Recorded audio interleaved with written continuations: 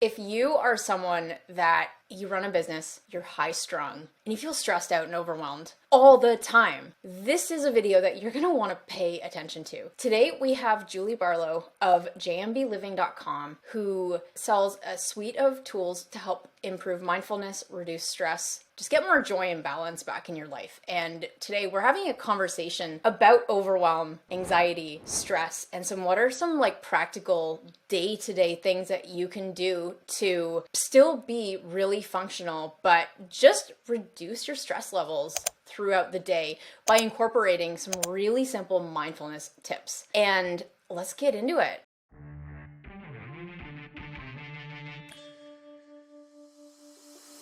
So, Julie, I'm so excited to have you on the show today.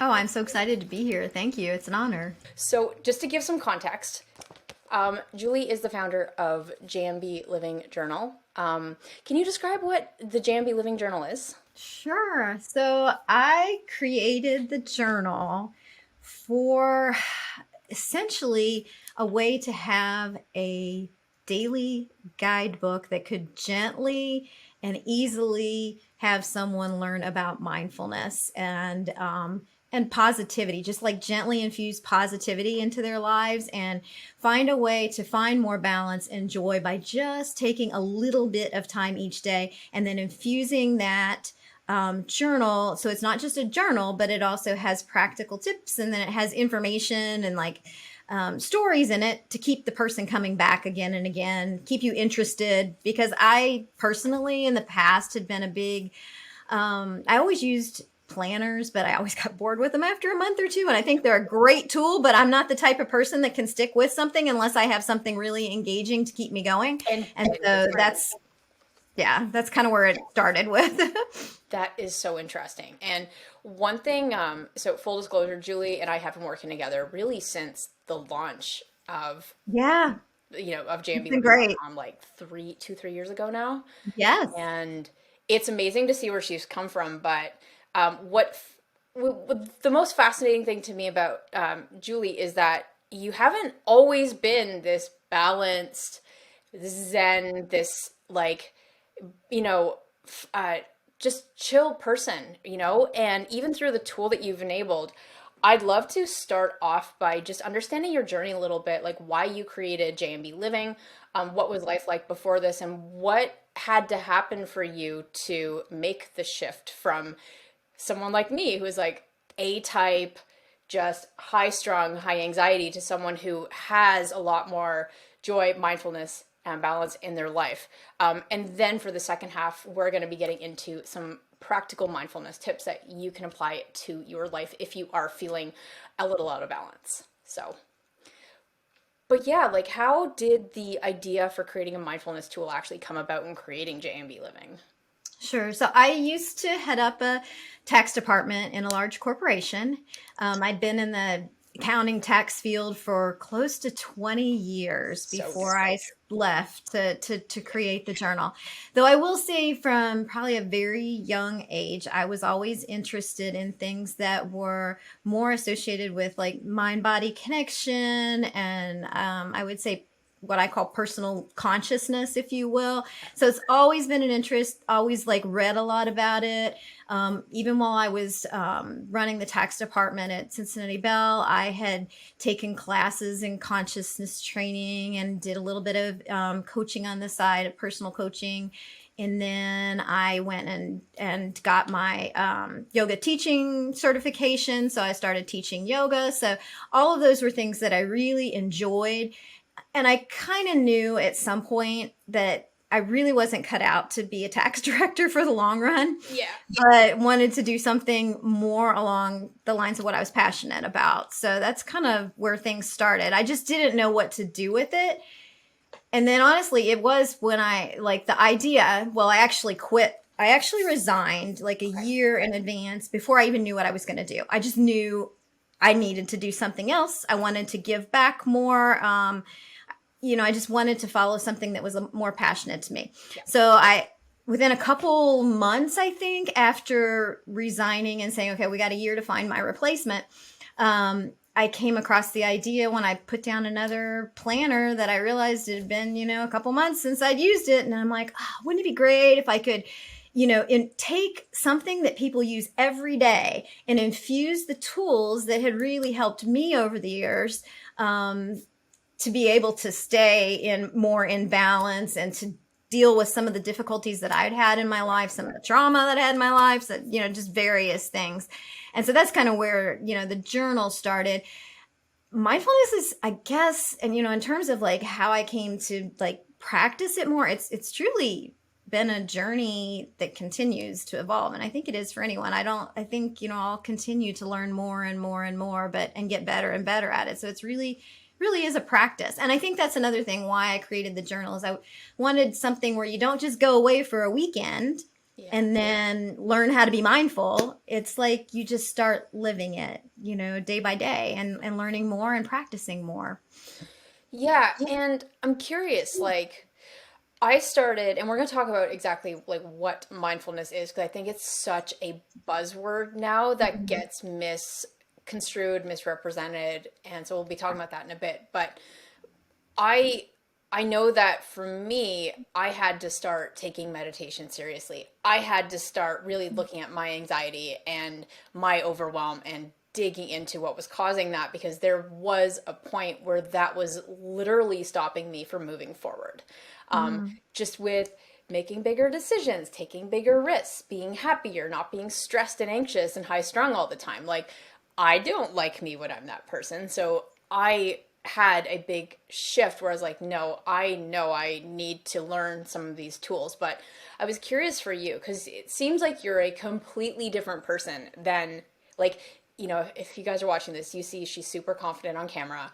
You do so much short form video. You're a very different presence than what I would expect of a tax attorney or tax like manager, and what you were doing in a past life. So what was your life like before you made the shift to mindfulness? And what was the thing that kind of broke the camel's back, the straw that broke the camel's back, on where you knew you had to make a change? Like, what did that look like? Yeah, I used to work crazy hours, and I just didn't stop working. I mean, I can remember one year where I didn't take a day off from like until the middle of August. It was ridiculous. It was stupid, and I would never, suggest that anyone should do that. Crazy thing is that, like, I was learning yoga, I was practicing mindfulness in a way while I was still stressing myself out.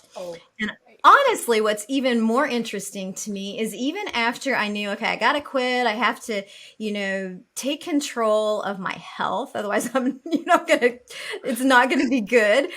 Because I knew I wasn't doing a good job in taking care of me. And I knew I wanted to do something different that I was more passionate about, like I said. But the interesting thing is that even like a year after creating the journal and into this process of entrepreneurship, I realized that, I have a very unstructured, I have a day that I can do whatever I want with now. I don't have to get up and go to work, right? And at a certain time. So I have a great morning routine, and a great evening routine and that type of thing. But what I was finding, and what I didn't realize until long into the process, is that I would be all calm and zen in the morning. I would do my meditation. I'd go through my morning routine. And then inevitably I would get into my entrepreneur mode, and I would be like hurrying and trying to get things done and, like really trying to zip through things.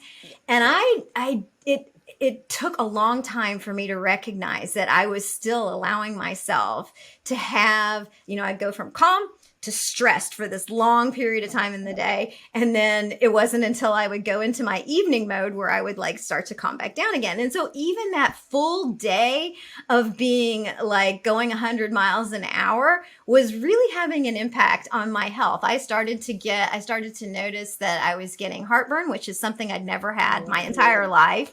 And my gut health just wasn't as great. And so it was at that point, it's like I realized that, okay, I can't just do these things in the morning and the evening, but I also have to infuse them, as a part of my day as well, and start to be mindful of what was happening in my brain during the day and what was happening in my body during the day as well, so I could recognize when I was, getting stressed and feeling that level of stress go up so I could do something about it. Yeah. Oh man. And at this point, when you were even working for somebody else and you were working Hmm. constantly, did Hmm. you notice the same sort of patterns that you were doing early in your entrepreneur career? Oh, definitely. Yeah, because I was just like always full on, not stopping for breaks. I mean, I'd work straight through lunch. It was like, I mean, very much so. The patterns were very much the same. Very focused, very like just trying to knock stuff out quickly. Yeah, I know that where someone watching this, you are probably, I'm talking to the person here, you're probably in that exact spot where you're thinking, I can't take a day off. My to-do list is as long as my arm and then more. I work from 5 a.m. till midnight. I don't sleep. Very, very, very unbalanced. And there is this expectation as an entrepreneur, especially if someone is still working full time or they have kids or Mhm. obligations, that is just what you got to do for 3 to 5 years. And then it gets to the point where you have to make a shift because you end up choosing your family or your health or your Mhm. business. And I think that hustler mentality is so overrated, and the people who have long lasting success are the ones that start to find that balance. But I would love to know, what is one piece of advice, or what would you say to someone who is watching this video right now and they're hearing that they know they've got to get more balance, but they feel so out of control and out of their life and business because they've just got to keep going. What kind of advice would you say to someone who is currently in that resisting change, knowing that you are on the other side of that change? So I remember being in that place, and I remember hearing often that if you take this time for yourself, and it doesn't take a lot of time, honestly, but if you do take the time for a morning meditation, if you do take the time to take the breaks during the day, to actually take lunch and that type of thing, that you truly are going to be more effective and more focused than you ever were before, and you will get more done. And I remember hearing that, and Super I think unfortunately until you actually try it and realize that it's true, it's really hard, because you do feel like you don't have enough hours in the day. How can you squeeze this in too? But these little 5-minute segments of little exercises that you can do to bring you back to your body, they make a huge world of difference in how efficient and focused and effective you are. I was actually reading a passage from, I don't know if you are a Tim Ferriss fan. Tools of Titans. He had a thing from Derek Sivers, who is the founder of CD Baby. And he had this thing where it says, take 45 minutes instead of 43. And what he was talking about is how he used to go biking on this 25-mile strip down by Santa Monica Pier. And every morning he would just go cycle to the end and back. And he would just do it, redlining it, like full, not enjoyment, just as quickly as he could. And every time it would take him 43 minutes.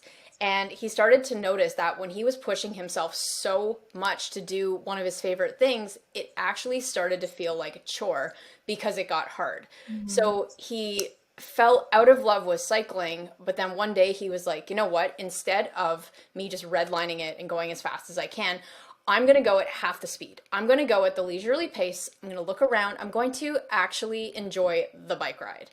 And he did it. And he came back and did that same loop. He looks at his watch, it was 45 minutes. And he realized from that moment that we stress ourselves out in the beginning so much to make sometimes no progress, but we end up stressing over it so much. So, Julie, when I hear you say, like, it takes 5 minutes when you're feeling anxious to just sit and chill, or to Mhm. take 30 minutes for a morning routine, you actually will gain a lot more life back by doing that. Definitely, definitely. And you're going to feel better, and you'll start to, if you slow down to take that time um, you will start to remember the things that make you happy. That sometimes it's really easy to get so work focused that you kind of forget about them. And that's like you do that over a long period of time. And what kind of life is that, right? I mean, it doesn't take a whole lot of time to bring that joy back into your life and to Yeah. really focus on what's important to you. Because a And lot of times we're building this business, but why are we building these businesses? Yes, I'm very passionate about like what I've created, but I'm also passionate about my health, and family is high on my priority list. And those things are things you have to work into that balance too. so what's really interesting about advice that you gave about we actually gain time and we're happier and Mhm. we're more present when we take the space versus try to blast through a to-do list in the day.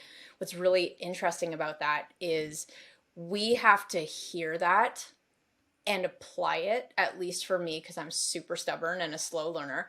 Mhm. I had to hear that and apply that 50, 60 times before I actually Mhm. started to see the results of that. Because it's one of the things where I think for me, when I was applying that, I would hear, oh, take lunch, you'll be happier, more productive, Mhm. and you'll get more done. I would like apply that for 3 days, but then on like the fourth day, um, some big urgent thing would come up and I would do that and it would throw my whole day off. And then I'd go back to, oh, well, see, I just lost time on my lunch, so I'm not going to take lunch anymore. And I had to like Mhm. trust in the process that actually Mhm. doing these things means that being someone who is a thinker versus a doer, meaning taking the space versus just the doing, is going to make you more successful long term, more balanced, and just more productive and healthier. So, Yeah, it's an interesting thing about lunch. When you speak of lunch, something I just recently started doing, and I'll be honest, it's still somewhat of a struggle for me because even though I was taking lunch, I would do things that were a little less work oriented through lunch.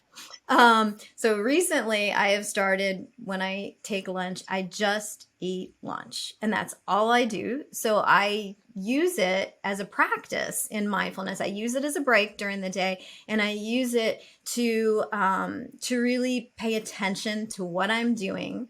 mhm. And so it really, if you think about it, it's a practice in focusing. It's a practice in Ah, focusing solely on resting and digesting and paying attention to what you're eating and paying attention to, like, you can pay attention to all the senses while you're eating. And the nice thing about it is, I mean, you are practicing mindfulness, of which course. will help you in your focus after lunch, but you also enjoy your meal more. And in addition to that, I mean, your body really truly does need to rest to digest. So if you are in active mode while you're having your lunch, you're not Mhm. doing yourself any favors. I mean, you will, and your gut and your brain have a connection. I mean, we are learning more and more about how much your gut and your brain are connected. So we really do need to take that time Yeah. to rest and digest. And it's a great time to practice being mindful.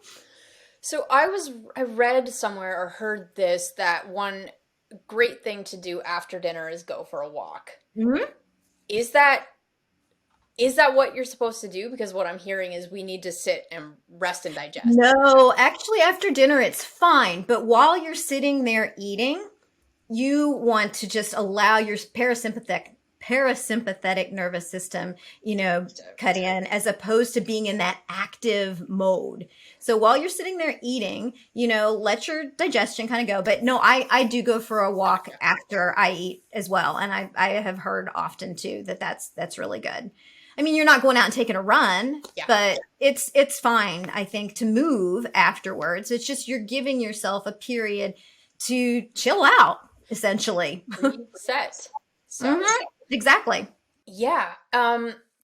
So you talk a lot about um, okay, fight or flight. I have seen this on your blog where when you're in active mode, you just mentioned something about the parasympathetic nervous system. So that is the part of your body that is responsible for relaxing you. It's the Mhm, mhm, digestion, it mhm, is, etc. So when you have the active constant go, go, go, go, go, that Mhm. is your sympathetic nervous system that's kicking into high gear with fight or flight. Um, I would love to hear your take um, on that in terms of the how that serves you during your day or not. Well, so I think it's like as an entrepreneur and getting back to kind of like what we were starting to talk about in the beginning too is like you have this whole list of things that you want to do during the day and you know I mean even if you get it down to like your top 3 or whatever and you're focusing on those, you're still very focused on trying to get things done. So I think you definitely do go into that sympathetic nervous system mode, which is fine. The problem is you don't want to stay in that fight or flight mode on a regular basis. So the more you practice being in tune with your body, the more you can start to sense when you are entering that fight or flight mode. And it's not necessary that you have to necessarily like relax, but you want to bring yourself out of that fight or flight mode, which is it's really, I mean, if you do that constantly, it's an active state of stress all the time. And eventually it'll catch up with you. I mean, eventually you'll start to see the impacts of it. So I think, there's just little things that you can do when you start to be mindful and recognize what your body's doing, recognizing you're in that state. I mean, something as simple as I know you've probably heard people tell you to, take a couple deep breaths. I mean, something with that, just taking a few moments to breathe deeply can be great. I know a lot of people even forget how to breathe deeply, to be honest. Most people, because we stay in that active state so much, are breathing from the upper chest. And so we really forget even how to breathe from the belly. So one thing I do recommend to people as something to try for deeper breathing is to take like a two-part inhale. So you inhale once and then without exhaling, go ahead and inhale again. And that'll cause you to go ahead and have like a deeper in breath than you normally would take. Yeah. And then just focus on letting that whole breath go and doing that just a few times. If you notice yourself feeling that, stress feeling, and just, maybe, I don't know, people feel it in different places. I'll feel it like in my chest, but Yeah. whenever you notice that in your body, just taking a moment to do something different. Maybe it's getting up and taking a walk. Yeah. And that's been really powerful for me because I think like everyone has anxiety. It's just like different levels of it. And for Mhm. me, I've noticed when I have more than one coffee, my brain just goes, let's do this. And I just like, Yeah. it, yeah, it's like literal fight or flight. And what's dangerous about that is you become reactive to things. You move Right. quickly. The problem with that is that your brain literally starts to put resources into reacting to the perceived threat of your Mhm. environment versus some more of I think it's the frontal lobe activities of actually thinking and making good logical decisions. So Mhm. when you are triggered, when you start to freak out, when you're overwhelmed, when you get an email from a supplier saying your order's late, or you look at your bank account and you're like, we don't have enough to cover inventory, I'm going to have to raise more funds for financing, an employee just quit, or you got a big sale, whatever it was, your brain literally goes, ah! And then if you just keep going, or if you look at your to do list and you're like, oh, I just got to do this, you are actually probably doing work at like 40 to 50% um, of the quality that it should be because you're focused on quantity versus quality of that. So it's actually like a detriment to the quality of your work to be in that reactive fight or flight. And so bringing it back to I'm zen, I'm calm, I'm proactive, and I'm just focused on one thing at a time, you're actually going to be not only happier and just feeling more chill, but better ideas are going to come to you because you're going to be able to think clearer and it just overall. So I don't know where I went with that tangent, but like that for me is like that's when I started to get it because for me, my anxiety is triggered with too much caffeine. And then I noticed how my brain reacts to that. And then I was like, oh, I literally can see a massive decline in the quality of my work versus like taking space and etc. I think that's all very well spoken. So, I mean, I think what you're talking about in terms of the quality of your work and your focus. I mean, you can't do something well when your brain is going 100 different directions Yeah. at once. It's just Drives me impossible. crazy. Yeah. Yeah. The other thing, like for me, I try to do some of my best thinking work. At least for me, it's like after I meditate in the morning is very helpful, because I think if you practice doing that, you can actually also practice asking yourself questions while you're still in that kind of more calm state, like already.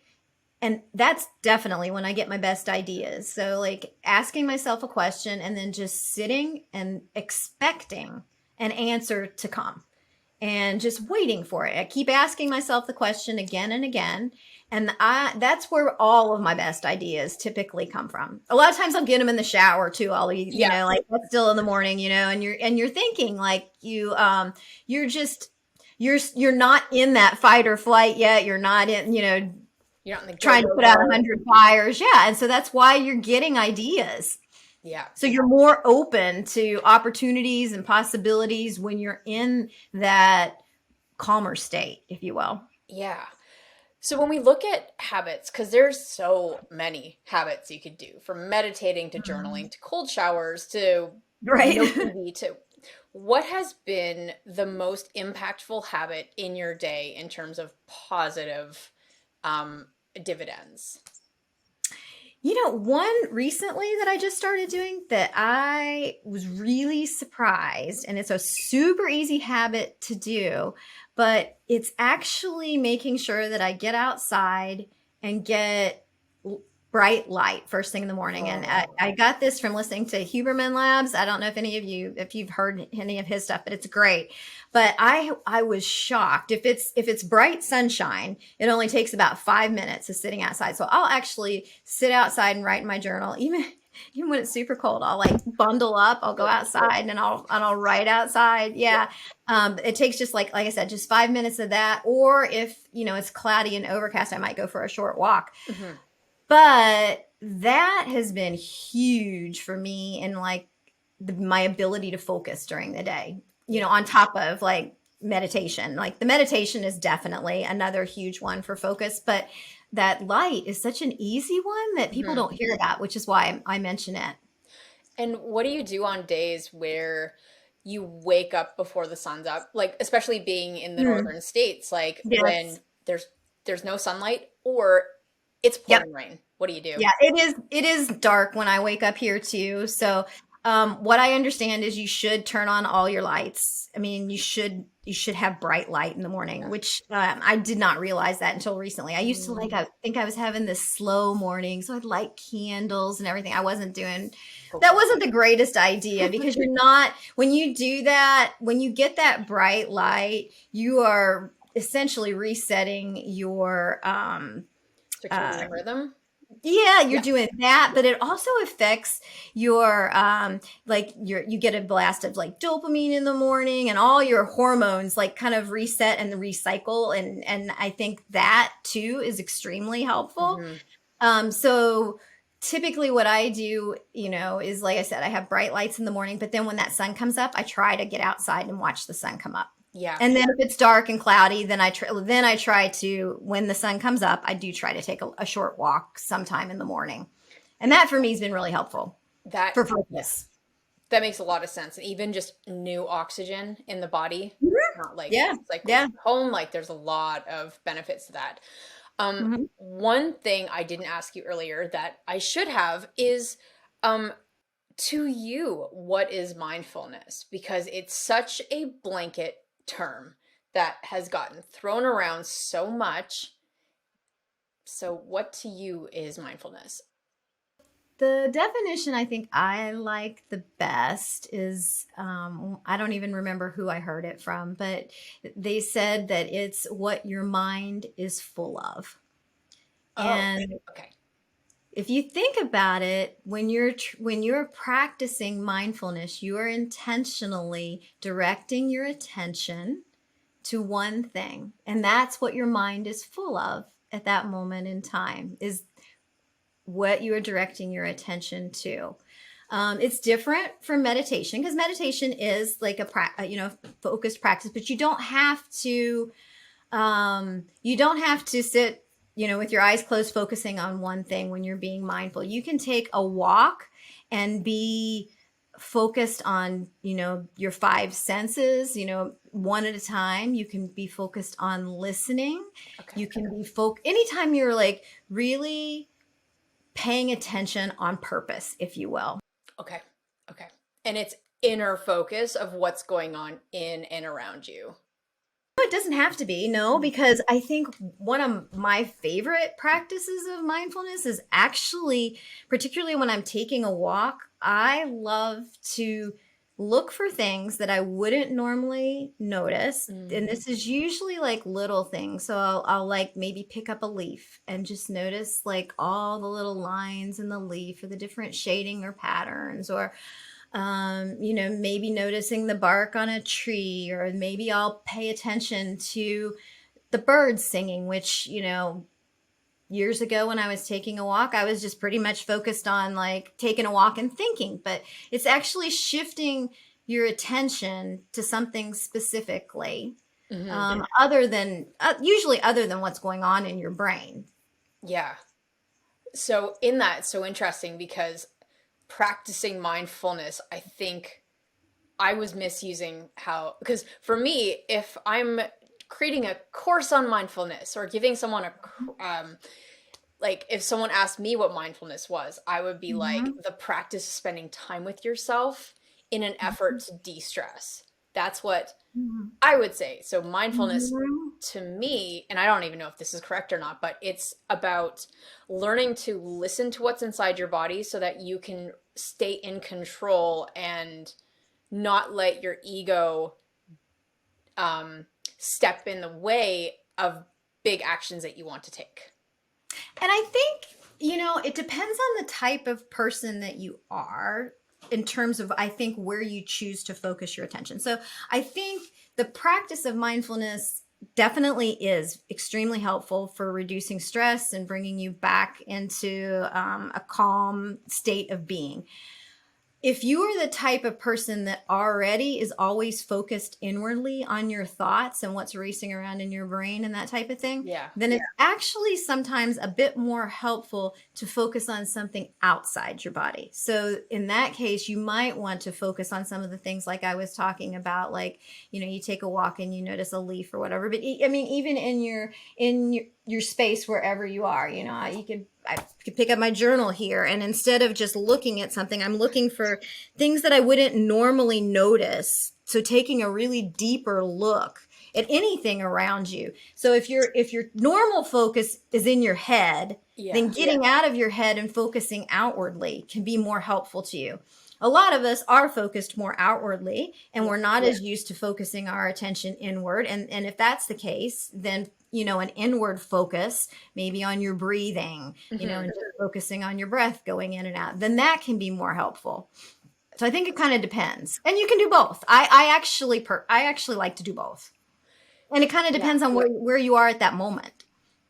Because I'm looking at it like mindfulness is a tool that I use to be able to show up every day at my best, in whatever that means, like get through a workout, staying zen and like staying in control of my anxiety, being self-aware, like whatever my goal is. So for me, it's like, it's a very intentional tool to unlock high performance and be able to keep operating at that level.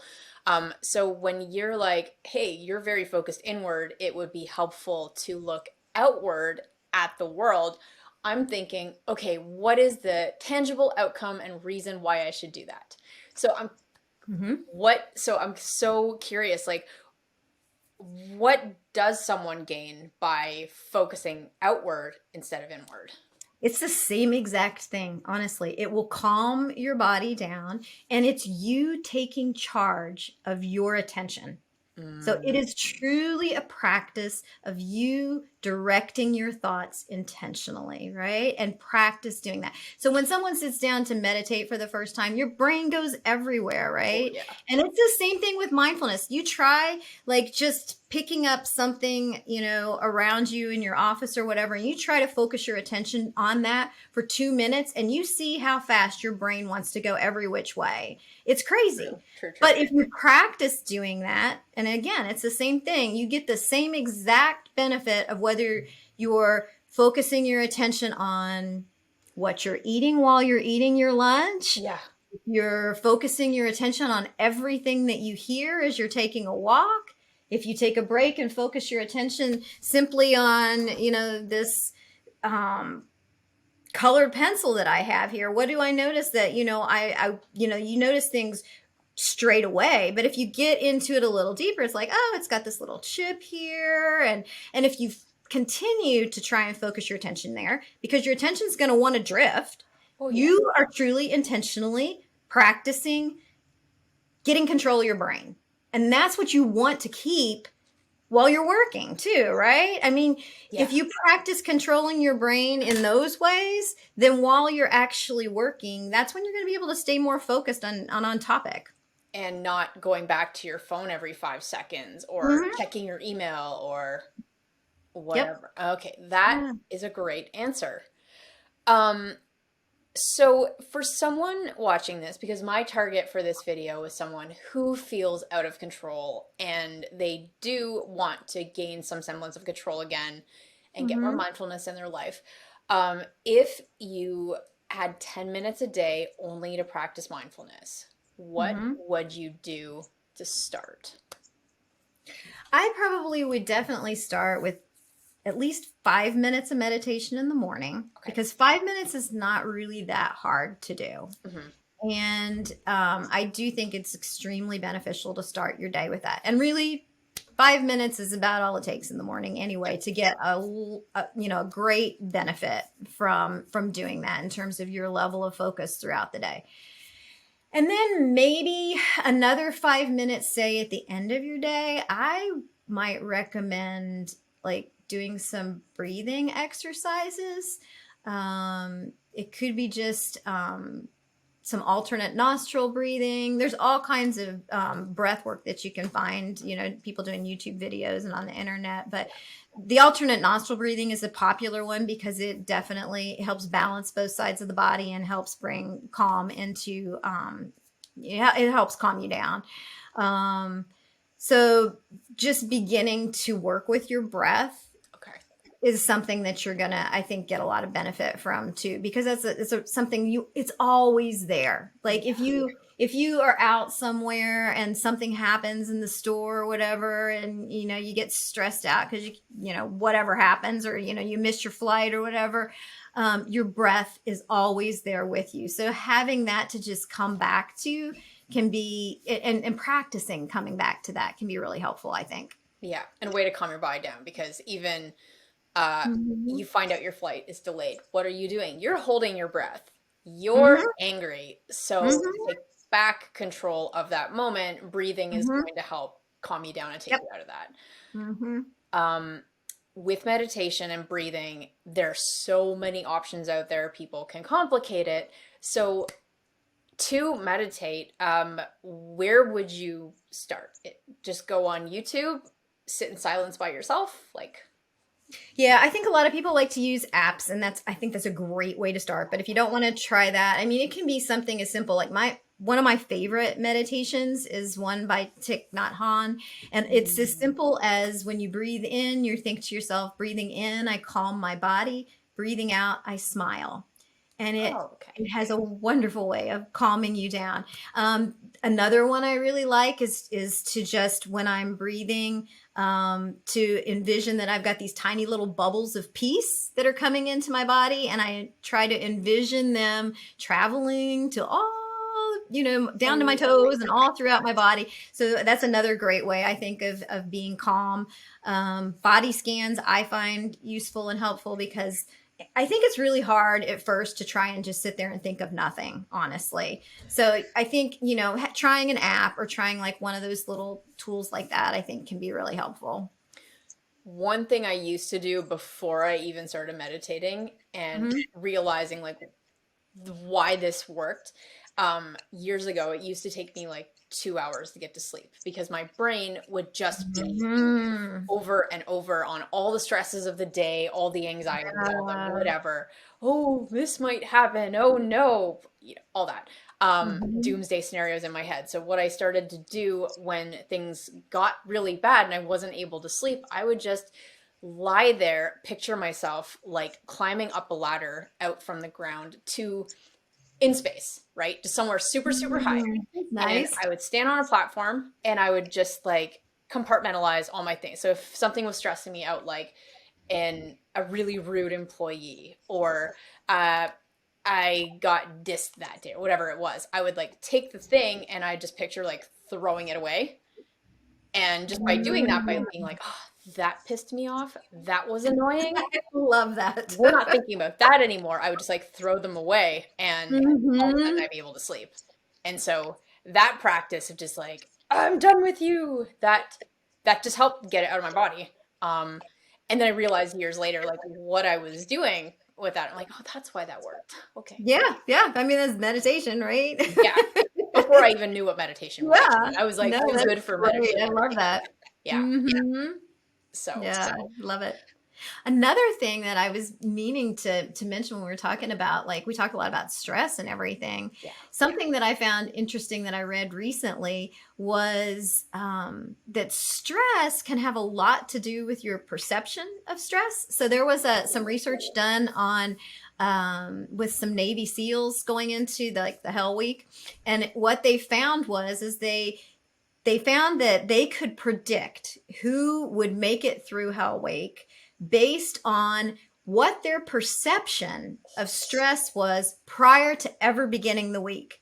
So if they had a perception that stress was beneficial to them and that it was going to help them up their game and it was going to help them improve, they were the ones that actually were able to make it through the week.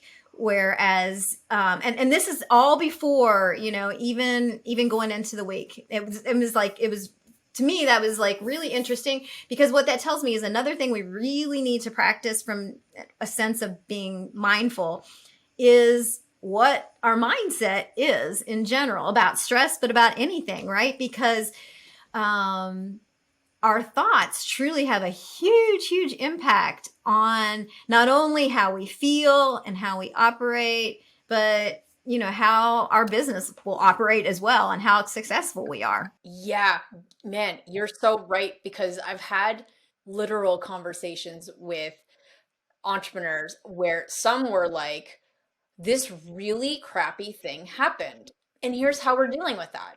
Versus another side is, this really crappy thing happened. This is a sign I shouldn't be doing this. And what you're hearing, the difference between the two is person one know like they have a healthy relationship with stress where they know it's part of it and they know it's helpful and they know they've just got to keep going, versus person B is like, oh, stress is bad, I shouldn't feel this way, this is a tell that I shouldn't be doing this.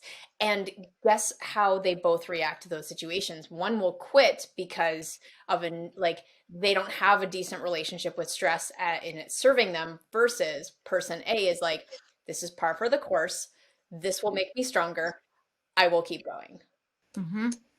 And that's where I think, too, it can be extremely helpful to take the time at the end of every day or the beginning of every day to really reflect on how your day went, what worked well for you, what didn't, and really thinking about like looking for patterns in your life of things that are going well and things that aren't going well. Mhm. Because taking that time to reflect back, you'll start to notice these patterns. And if you notice the pattern, then that's when you can actually take some action to say, okay, is this because of some belief that I have? Is it because I'm doing something in a certain way and I need to try doing it a little differently? But if you never stop to reflect, if you never take that time to yourself, then you're just going to keep on going and chugging away, making the same mistakes again and again and again, and making life hard on yourself. I mean, I do feel like taking that time to reflect can really help you to fine tune your life in a way that can bring you more ease. And journaling has been a tool that really helps get me out of my head. Mm-hmm. So, And yeah, getting those thoughts on paper, you start to really have more of a dialogue and conversation with yourself to mhm. understand yourself, understand how you work, understand how you work best, and be able to understand when things aren't going well so that you can try to get to the bottom of what's causing that, or what are you thinking that's not helpful in that way. Yeah. And that's why I like a tool like the JMB Living Journal, because this isn't just, it's not really fair to call it only a journal, because a journal to me is just your calendar with a to-do list. This is, they have journaling prompts, you have mindfulness tips, you have a daily planner, you have everything to help someone walk through and start to incorporate mindfulness in their life to be able to reflect and see what's working well and what isn't. So, And that's um, one of the reasons at the end of the end of every week in there. I mean, I do put a lot of emphasis on reflection. I encourage people, even if you don't have that journal. I mean, you yeah, can jot down in whatever you're using at the end of the day. Look back, celebrate at least one tiny win that you had during the day. Think back, find something that you found beautiful, figure out what gave you some joy, because once you start recognizing the patterns of what you do well, what brings you joy, where you see beauty in your life, those are the things that are going to give you the strength to keep going when things get hard in your journey, yeah, and make it more, enjoyable along the way, if you will. exactly.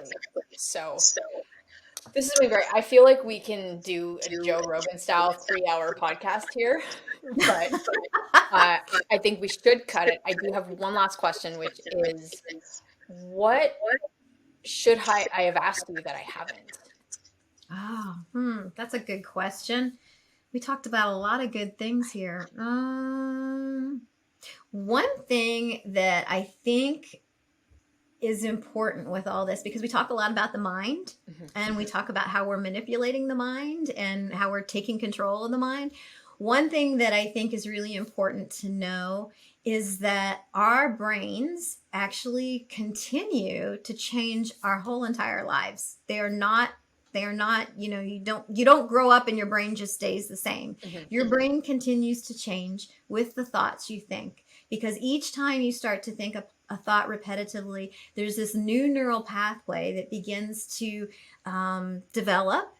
And so I think it's really important to understand that we are actively changing our brains by the way we think and by the way we choose to think. Mhm. And it's also extremely important for us to realize that we have a choice, that we can choose how we decide to think. We can choose our beliefs. And if we pay attention to them, Yeah. we can even choose the level of how strongly we believe something. And I think that too can be really powerful, because you can intentionally bring up or down your level of how much you believe something, and that can be really powerful, because Yeah. you want to believe in things that are going to make you feel empowered. Yes. And you want to bring down that level of belief on things where you have your doubts about yourself, because Mhm. ultimately they're not true anyway. Exactly. Yeah, I love that. If you guys are interested in learning more, that is neuroplasticity that Julie is talking about. Yeah. Did I not say neuroplasticity? Yeah. No, it's fine. I knew what you're talking about, and that's important. I meant to say that, but yeah, it's, Yeah. it's it's an interesting concept. Once you realize that you are still like changing your brain, I think that's fascinating, and I don't know. I think it's empowering too to know that maybe you had a lot of negativity, but you can overcome that. With continuing to train your brain. Yeah, which is beautiful because it opens up your world to learning new things. And it is that you can teach an old dog new tricks. That is a myth that you can't. So, um, very, very cool. Well, how can people learn more about you, your business, everything like that? Sure. Everything that I have, where you can find me is JMB Living. So if you search JMB Living, I'm at jmbLiving.com is my website. But I'm also on Instagram, Facebook, JMB Living on YouTube. So I, have a lot of shorts there and some long form video there too. Yeah. Love it. All right, guys. Thank Julie so much for coming out. Leave her a comment. And if you saw value in this video, please do give a big thumbs up. Outside of that, we'll see you next time.